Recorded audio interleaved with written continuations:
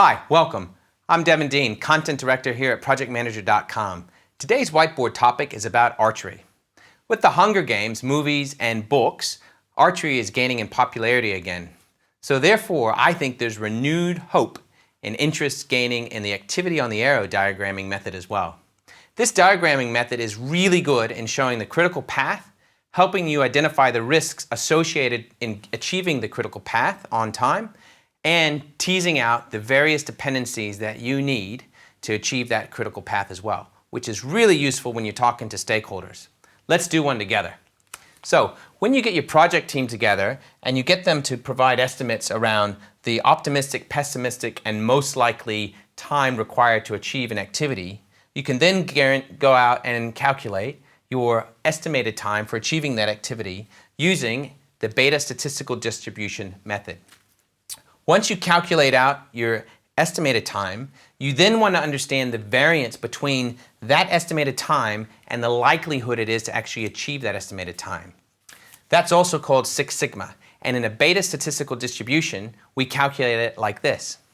B, which is the pessimistic time, minus A, which is your optimistic time, divided by 6, and then squared.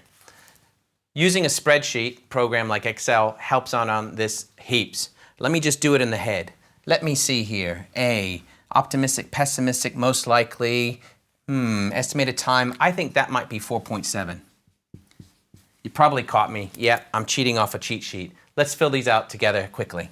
Once you calculate the variance, then you can look at the variance levels and determine what your riskiest path is. In this case, it's activity F, because it has a variance of 28.4.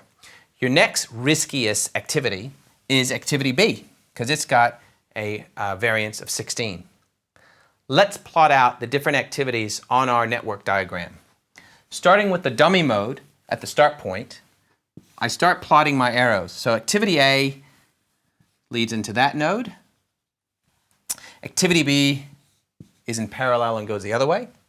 Let's have a look. What comes next? C? Yep, okay, so that goes that way. And then let's see for D, I've got a precedence of B, so that's my D. Where is E? Oh yes, activity A, so that's definitely going to be that way. Activity A precedes E.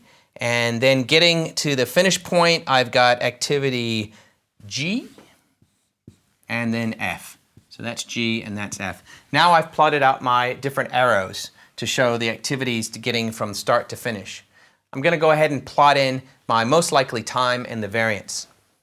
Just like this. So for A, its most likely time is 11. My variance is 4.7. Once you've plotted the various arrows through the network and you've listed their estimated expected time to be completed and the variance level, you can start identifying the critical path and the most risky path. In this case, my critical path is AEF because that's the longest path through my schedule, and coincidentally, it's my riskiest path. As you can see, variances of each of these activities are quite high, with F having a variance of 28.4, E having a variance of 11, and A having a variance of 4.7. So that would start sending out alarm bells to me about that particular pathway through the network, and perhaps maybe I need to look at ways on how to mitigate some of the risks associated with that critical path. Activity on the arrow diagramming technique is especially useful, as I mentioned before, in showing the critical path through the network, helping you identify the risks associated with the various paths through the network, and very good at showing dependencies of that critical path to your stakeholders. I'm Devin Deen. For more tips and techniques on project management, come see us at ProjectManager.com.